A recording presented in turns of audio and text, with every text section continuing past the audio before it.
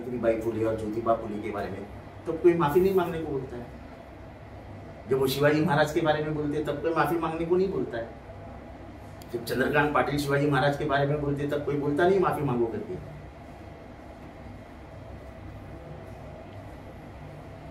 तो ऐसा दुजाभाव मत करो ना। आप मुझे आगे करके मेरा नाम लेके दिन भर आप मनु के बारे में जो महाराष्ट्र में अभी चल रहा है उसको पीछे डालना चाहते हो। आपको मालूम नहीं होगा महाराष्ट्र में 17 जगह में आज फिर से मनुस्मृति जलाई गई।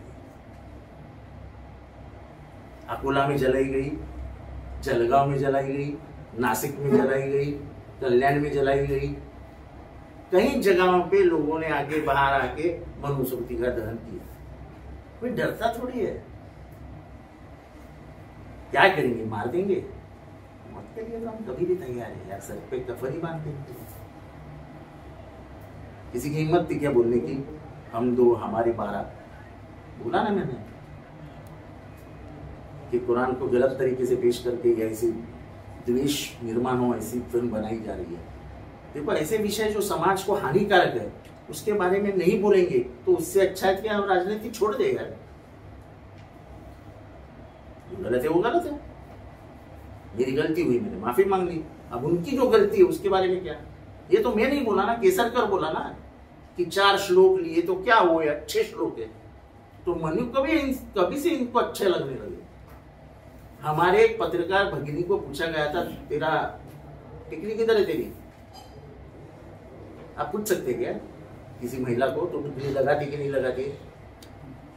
तेरे लड़की को बोलना जाके, दूसरे के लड़की को बोलने का अधिकार है क्या? तभी कोई नहीं बोला कुछ कि ये वर्ण व्यवस्था का भाग है। जब ये कहा गया कि मनु तुकाराम और ज्ञानेश्वर से बहुत बड़े हैं तब किसी ने कुछ नहीं कहा। हम ही लोगों ने चिल्लम चिपकी होशियारी के खिलाफ हम भी बोले। तो बाबा साहब अम्बेडकर है ही बड़े, लेकिन क्या महात्मा फुले को नहीं मानते क्या? ज्योतिबा फुले को नहीं मानते क्या? कर्मवीर भाऊराव पाटिल भीख मांग के स्कूल निकालते थे ऐसे कहने वाले को आप क्या बड़ा मानते हैं क्या? आज कम से कम कुछ नहीं तो कुछ 15-16 लाख बच्चे उस स्कूलों में पढ़ रहे हैं। वो भीख मांग के स्कूल तैयार करते थे।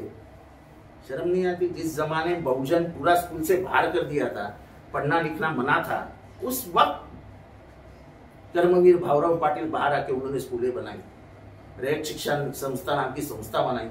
आज लाखों करोड़ों लोग उसमें से सीख के IAS बने, IPS बने। आज मंत्रालय में आधे अधिकारी तो रैयत शिक्षण संस्था के। उसके ऊपर बात नहीं करेंगे क्या?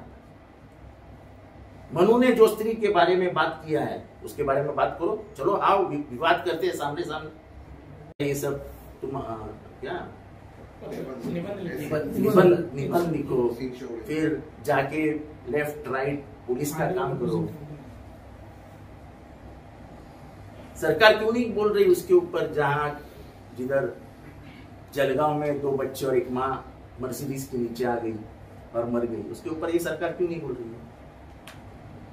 ठीक है मेरी गलती हुई, लेकिन मेरी गलती इतनी बढ़ चढ़ के बता करके अपने अपराध छुपाने की कोशिश मत करो। मैंने तो माफी मांग ली और इधर से मांगी, इधर से। और ऐसा भी नहीं किसी ने मुझे कहा, जिधर खड़ा था उधर से ही मैंने माफी मांगी। मुझे किसी ने कान में आके बोला नहीं माफी मांगो। जब दिल से करता हूं ना तब दिल से बात करता हूं।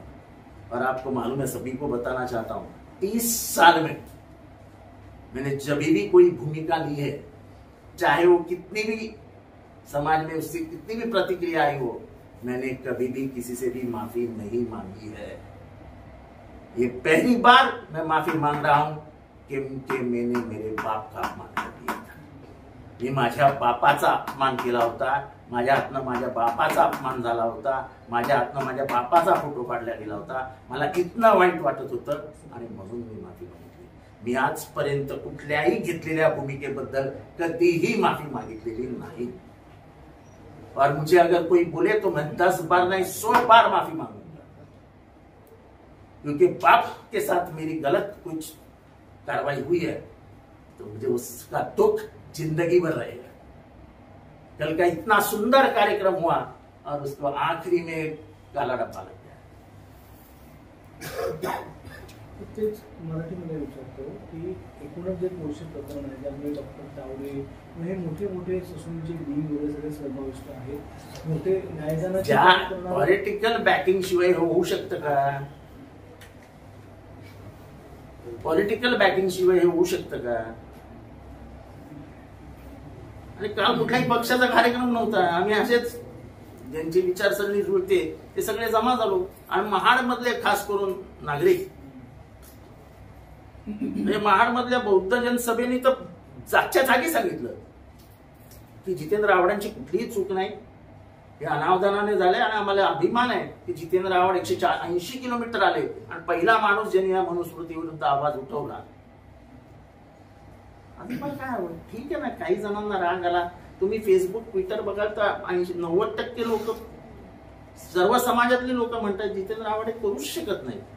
हे अनावधानाने त्यांच्याकडनं झालेलं आहे आणि त्यांनी माफी मागितली. त्याच्याबद्दल एवढं मोठं का करायचं? मला त्याच्याबद्दल बोलायचं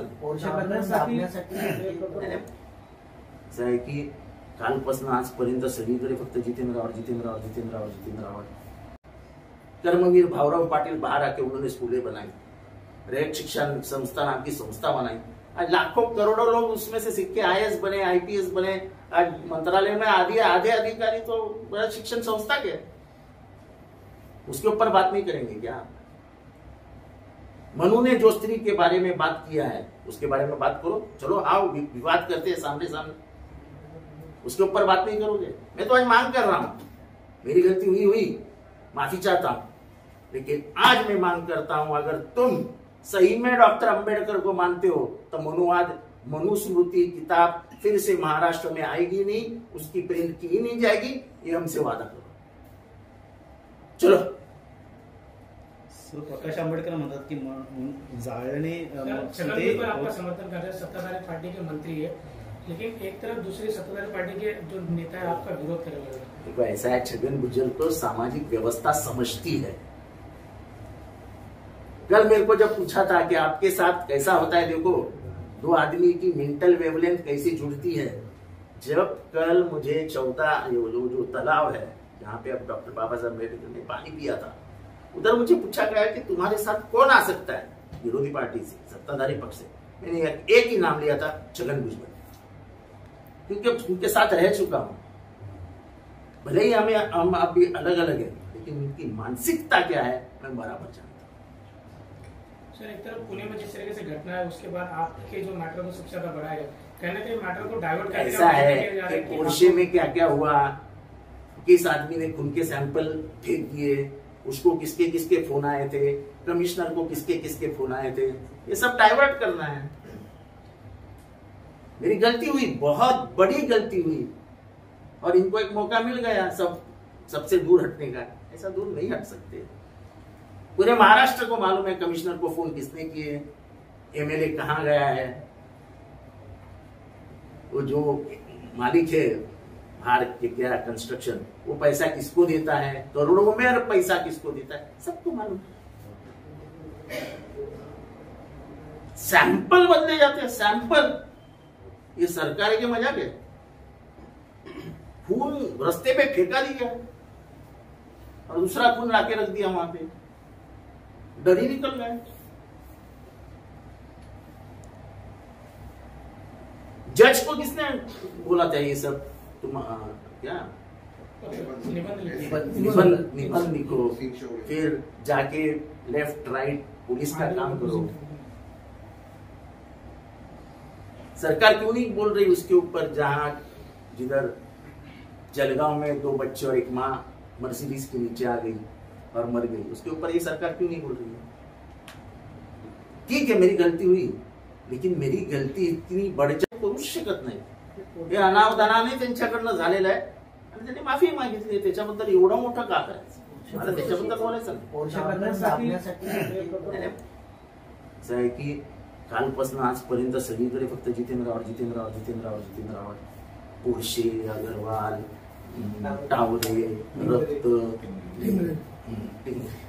मला नाव नाही घ्यायचं कोणाचं, हे सगळं बाजूला जावं. एक सोपं काम झालं ना माझ्यामुळे, त्याचं मला जास्त वाईट वाटतंय की इथला जो पॉलिटिकल नेक्सस आहे पुण्यातला, तो पॉलिटिकल नेक्सस ओपन होत असतानाच हे घडलं आणि लगेच सगळ्यांनी उड्या घेतल्या की हे पॉलिटिकल नेक्सस उघड होऊ नये.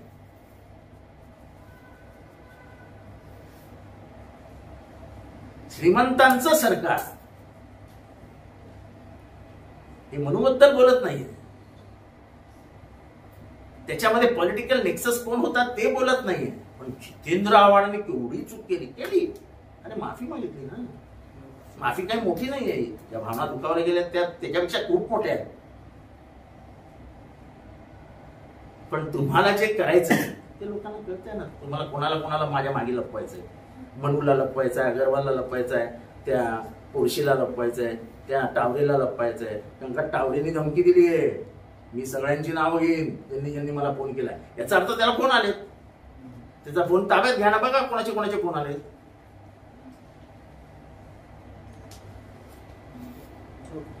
काल ह्याचा प्रवेश घेतला आणि प्रवेश घेताना याला दम दिला की तुझे काय काय धंदे आम्हाला माहिती आहेत, पोलिसांना सांगून तुला आतमध्ये टाकू तू जर आमच्या बरोबर आला नाहीस तर. पोलीस तर असे म्हणजे फोन करता येते की त्याचे काय पोलीस यांच्या घरचे नोकरच झाले. याचं काही काय खून केलेत, काय गुन्हा आहे त्याच्यावर, एक गुन्हा आहे.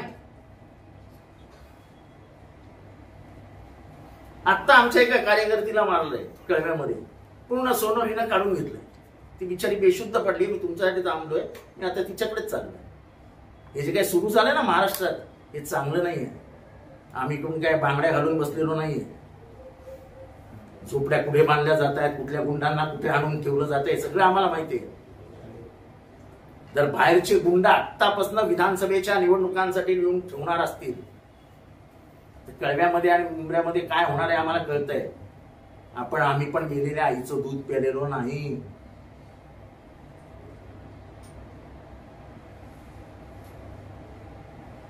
हम जिस तालाब में तैर चुके हो उसमें उसका पानी भी आपको नहीं मालूम. सर प्रकाश आंबेडकर म्हणतात की तुमचा निषेध करत की मनुस्मृती जाळ्याने मरत नाही तर कृतीने संपवावी लागते. ते मीच सांगतोय की कृतीनेच संपवावी लागेल. त्यांनी हे सगळं बीजेपीला सांगावं की कृतीने संपवा. आम्ही तर कृतीने कधीच संपवलंय. आमच्या घरी एकच मुलगी आहे, आम्हाला कळतंय. आम्ही पण गेलेल्या आईचं दूध प्यालेलो नाही.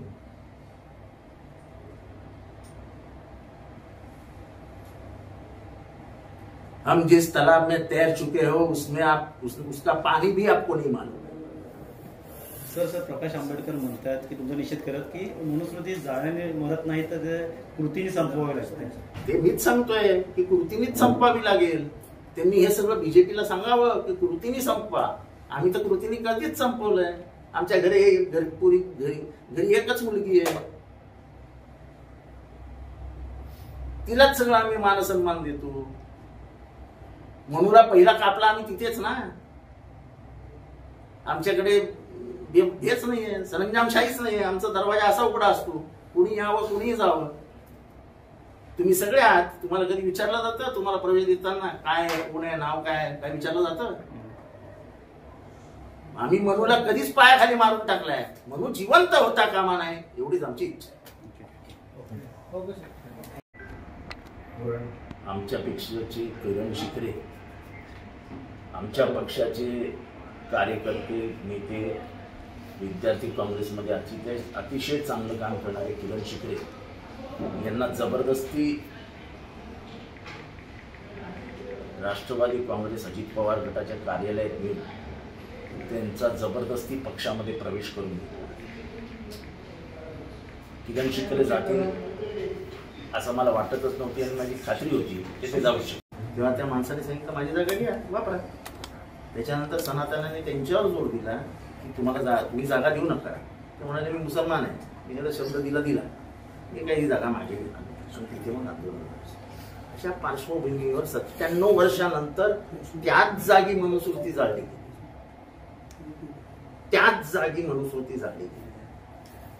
आमच्याकडनं चूक झाली, त्याच्याबद्दल माफी मागितली.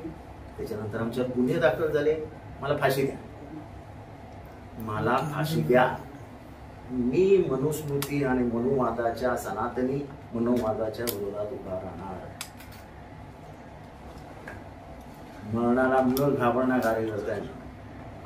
जो जातीभेद, जो वर्णाश्रम, जो वर्णवर्चस्ववाद, जो स्त्री द्वेषाची बीजे पेरली गेली, स्त्रीला आपल्या समाजात मान्यताच नव्हती.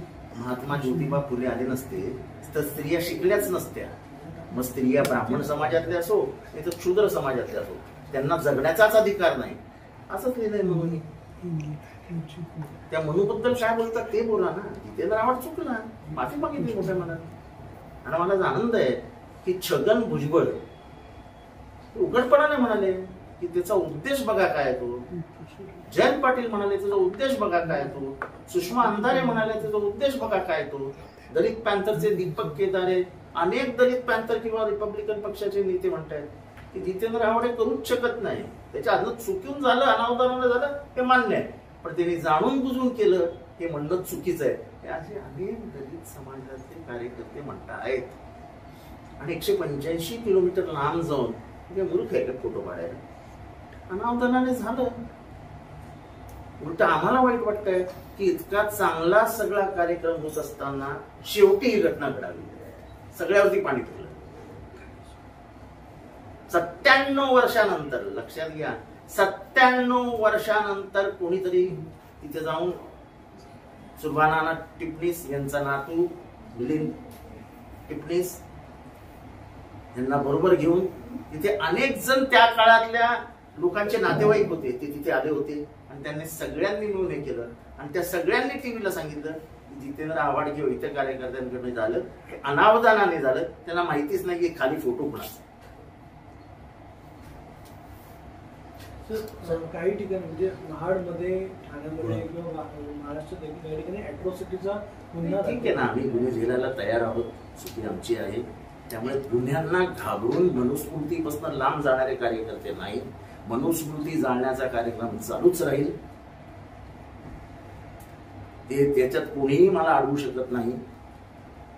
यांना मला पुढे करून मनूला माझ्या मागे लपवण्याचं काम सुरू ते होऊ देणार.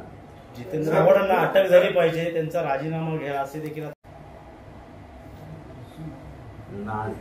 नाझी साम्राज्यामध्ये मुसोलिनीला भेटून आलेला, फॅसिस्ट मुसोलिनीला भेटून आलेले डॉक्टर मुंजे त्यांचे आदर्श आहे. मुसोलिनी आणि हिटलर हे किती क्रूर कर्मा होते हे जगाला माहिती आहे. पण त्यांना भेटायला कोण गेलं होतं याची माहिती घ्या. तो पण इतिहास शिकतो आता की हिटलर आणि मुसोलिनी कसे चांगले होते.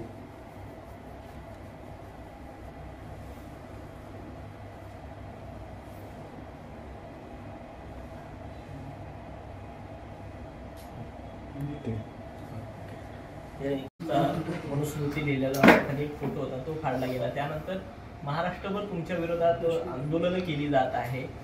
तुमच्या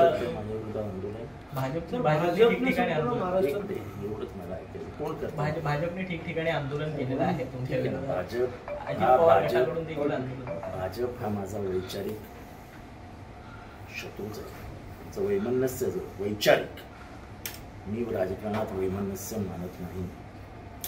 त्यांचा माझे वैचारिक मतभेद आहेच. ते मनुस्मृतीवर आहेत, ते जात्यांधांमुळे आहेत, जातीपातीच्या राजकारणामुळे आहे, धर्माच्या राजकारणामुळे आहे. आणि त्यामुळे माझे साहेबांची जी भूमिका आहे, पवार साहेबांची, तीच माझी भूमिका आहे आणि आयुष्यभर तीच माझी भूमिका आहे. राहिली मनुस्मृतीची गोष्ट, तर मनुस्मृतीमध्ये शूद्रांचं निर्माण झालं. मनुस्मृतीमध्ये स्त्री ती कुठल्याही जाती वर्णाची असो ती अत्यंत खालची आहे आणि तिला उपभोगाची वस्तू म्हणूनच वापरा असा म्हणणारा मनू हा मला मान्य नाही. मला आई आहे आणि माझ्या आईला असं म्हणणं मला मान्य नाही. मराठी साहित्यात म्हटलं एका क्षणाची पत्नी अनंत काळाची माता असते. त्या मातेबद्दल असं लिहिणं हे कुठल्या माणसाला मान्य आहे. यांना माझ्या हातनं चूक झाली, त्याबद्दल मी जे काही बोलायचं ते बोललो. आंबेडकरी जनता म्हणजे आंबेडकरी जनता नाही, आंबेडकरांवर प्रेम करणारे समाजातल्या सर्व स्तरावरती माणसं त्या सगळ्यांनी माफी पण मागितली. कोश्यारीने माफी मागितली होती का जेव्हा ते महात्मा फुलेंबद्दल बोलले होते? चंद्रकांत पाटलांनी माफी मागितली होती का जेव्हा ते शिवाजी महाराजांबद्दल बोलले होते? ये 12 साल के बच्चे क्या करते होंगे याचा अर्थ काय होतो? तर त्यांना कोण बोलायला गेलं नाही बीजेपी वाले की तुम्ही क्या बोल रहे हैं ज्योतिबा फुले के बारे में. आम्ही काल गेल्यानंतर आम्हाला खरा इतिहास कळला की ज्या कुटुंबांनी यांना पाठिंबा दिला होता बाबासाहेब आंबेडकरांना, सनातन्यांनी त्यांच्या घरावरती 10 वर्ष बहिष्कार घातला होता. बाबासाहेब आंबेडकर जेव्हा रायगडावरती गेले होते तेव्हा रायगडावरच्या सनातन्यांनी त्यांना मारण्याचा प्रयत्न केला होता. अनेक ऐतिहासिक पानं काल उलगडली गेली आणि त्याचे साक्षीदार आहेत तिथे. ज्यांच्या घरातनं हे सगळं झालं ते तिथे आहेत. मनुस्मृती जाणार आहे ते जेव्हा बाहेर कळलं तेव्हा सगळ्यांना दम देण्यात आला की तुम्ही जागा देऊ नका सनातन्यांना. सनातन्यांनी दम दिला की जागा देऊ नका. फतेखान देशमुख मुसोळीकर नावाचे होते. त्यांच्या घरी रात्री सुभानाना टिप्पणी सांगितली भाई चित्रे जेव्हा गेले तेव्हा त्या माणसाने सांगितलं माझी जागा घ्या वापरा. त्याच्यानंतर सनातनाने त्यांच्यावर जोर दिला की तुम्ही जागा देऊ नका. ते म्हणाले मी मुसलमान आहे, मी त्याला शब्द दिला मी काही जागा मागे घेतला. तिथे मग आंदोलन अशा पार्श्वशी बोलण्याचा माझा संबंधच येत नाही. आणि माफी पण मी नंतर नाही मागितली. जिथे कार्यक्रम सुरू होता तो कार्यक्रम सुरू होण्याच्या आधीच मी माफी मागितली. मला कोणी सांगितलं नाही माफी माग. माझी तात्कालिक स्पॉन्टेनियस रिॲक्शन होती ती आपल्याकडनं चूक झाली. आणि जर मला माहिती असतं तर माझ्याकडनं झालीच नसती. नाही तर पोस्टरवर मनुस्मृती लिहिलेलं होतं आणि मनुस्मृतीबद्दल प्रचंड आग डोक्यात जळत होती आणि त्याच्यामुळे ते घडलं. माफी नाही काय. भुजबळांनी तुम्हाला तुमची पाठ राखून केली तरी प्रवीण दरेकर असे स्पष्टपणे म्हणतात की तुरुंगात टाका ना, तुरुंगात टाका, जेलमध्ये टाका, फाशी द्या. मी कुठं काय म्हणतोय, मला कशाचाही नाकार नाही आहे. पण मी मनुस्मृती आणि मनुवादाविरुद्ध लढत आहे. माझा लढा मनुवादाविरुद्ध आहे. माझा लढा काय दरेकर विरुद्ध नाही आहे. माझा लढा वैयक्तिक कोणाविरुद्धच नव्हता. बीजेपीने एवढं वैयक्तिक का घेतलं हेच मला कळत नाही. मी बीजेपी विरुद्धही शब्द बोललो नव्हतो.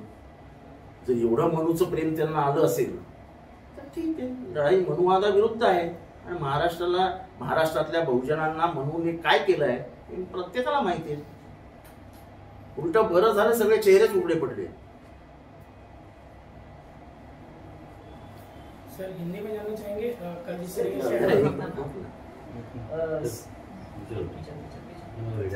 सर आज संपूर्ण महाराष्ट्रात तुमच्या विरोधात आंदोलन होत आहे. मात्र तुमच्या घराबाहेर म्हणावी ती सिक्युरिटी जी आहे ती दिसत नाही. पोलीस आहेत मात्र जी सिक्युरिटी हवी असते ती तुमच्या घरात खून करणार आहेत का माझा? खून करणार तुम्ही? आणि जर कार्यकर्त्यांना वाटलं असेल की नितीन रावळचा खून करून टाका, आय वेलकम दॅट. एका विचारांची लढाई आयुष्यभर लढलोय. जेव्हा भिडे म्हणतो की तुकारामापेक्षा आणि ज्ञानेश्वरापेक्षा मनू श्रेष्ठ आहे, तेव्हा कोणीच बोलायला बाहेर येत नाही. तेव्हा मी चाललेलो बाहेर बोलायला. मनूचं श्रेष्ठत्व जेव्हा सांगितलं जातं त्याचा अर्थ काय होतो? होशियारी जेव्हा बोलतात की क्या किया होगा 12-13 साल के लड़कों ने, हे काय तेव्हा कोण बोलायला बाहेर नाही. जेव्हा चंद्रकांत पाटील शिवाजी महाराजांबद्दल बोलले तेव्हा कोणी बोलायला बाहेर नाही आले. ते महापुरुष नाही आहेत का? आणि डॉक्टर बाबासाहेब आंबेडकरांबद्दल कोणी काय लिहून ठेवलंय ते आता एक काढण्याची वेळ नाही. वेळ आली की मी ते पुस्तकं पण समोर केलं. आम्ही संविधान मानतच नाही असं म्हणणारे कोण होते तेच पुस्तक पण मी समोर केलं. आणि मनूचा चंचू प्रवेश शालेय शिक्षणामध्ये हा डॉक्टर बाबासाहेब आंबेडकरांचा अपमान आहे. अपमान. कारण का त्यांचं म्हणणं स्पष्ट होतं की मानव म्हणून मानवाला जगूच देऊ नये असंच मनूचं काम आहे, असंच मनूचं लिखाण आहे. त्याच्यातले केसरकर म्हणतात 4-2 श्लोक टाकले तर काय चांगले श्लोक आहेत. मनू हे चांगले श्लोक लिहू शकतो हा शोध केसरकरांना कुठनं लागला ते मला काही कळलेलं नाही. केसरकर काय आंबेडकरांपेक्षा 2 पावलं हुशार आहेत की काय याचा सुद्धा शोध घ्यावा लागेल. आणि असं आहे की वातावरण तयार करण्यासाठी आंदोलन वगैरे केली जातात. त्याचं काय फार मला उलट बरं आहे, बोलायला चान्स मिळाला, सगळे उघड पडले. मनूबद्दल कोणीच बोलत नाही. मला पुढे करून आता मनूला मागे टाकण्याचं काम सुरू झालं. पालकांना आणि विद्यार्थ्यांना काय आव्हान असेल आव्हानांकडनं? पालकांनी आणि विद्यार्थ्यांनी जर त्यांच्या पुस्तकात आलं तर पालकांनी विरोध केला पाहिजे. प्रत्येक पालक, त्याच्यामध्ये एक आई आहे ना, त्या आईला मी दाखवतो की काय लिहिलंय बघा स्त्रियांविषयी, तुम्हाला हे मंजूर आहे का? संस्था चालकांना आम्ही आवाहन करणार आहोत की बघा काय लिहिलंय पुस्तकामध्ये, मनुस्मृती वाचा आणि बघा काय लिहिलंय की एका क्षुद्र स्त्रीने कशी कोणाची सेवा केली पाहिजे. म्हणजे तिला फक्त उपभोगच घेतला पाहिजे, तिचा बाकी काही कामच नाहीये.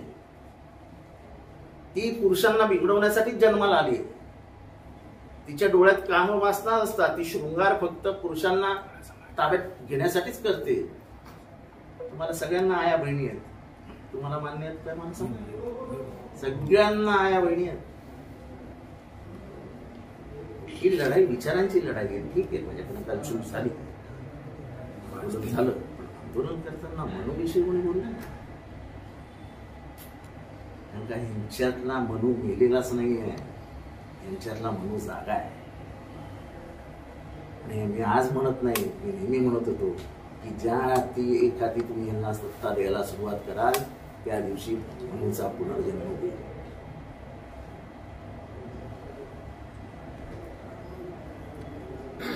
इकडे हा एक मुद्दा सगळे नागपूरमध्ये बीईच्या एका पेपरमध्ये प्रश्न आला होता की राष्ट्रीय स्वयंसेवक संघाचे कार्य 16 मार्क आणि हेगडेवार यांचं कार्य 4 मार्क. 20 मार्काला पेपर होता, त्यामध्ये 2 प्रश्न विचारले गेले. हे सगळे प्रश्न येणार ना आता. व्यवस्थेमध्ये कोण आलंय हे लक्षात घ्या तुम्ही.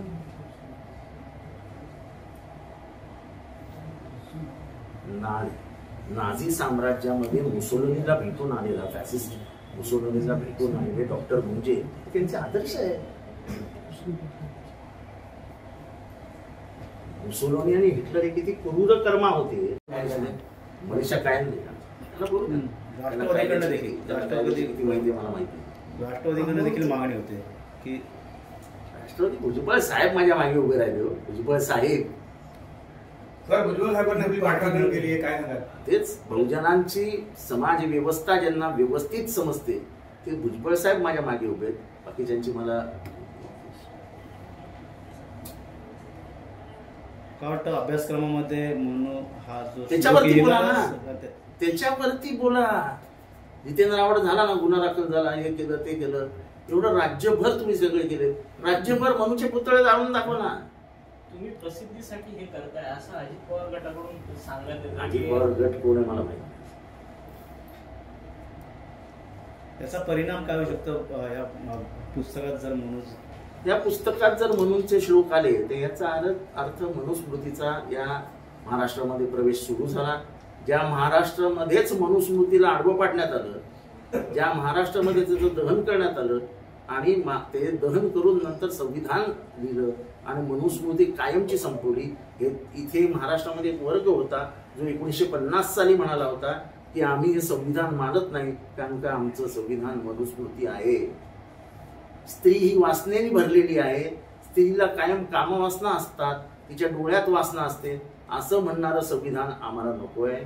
स्त्रियांचा इतका अपमान, इतकं खालच्या पातळीवर जाऊन बोलणं, समाजामध्ये 4 व्यवस्था निर्माण करून जातीद्वेष निर्माण करणं हे कामच नाही कोणाचं.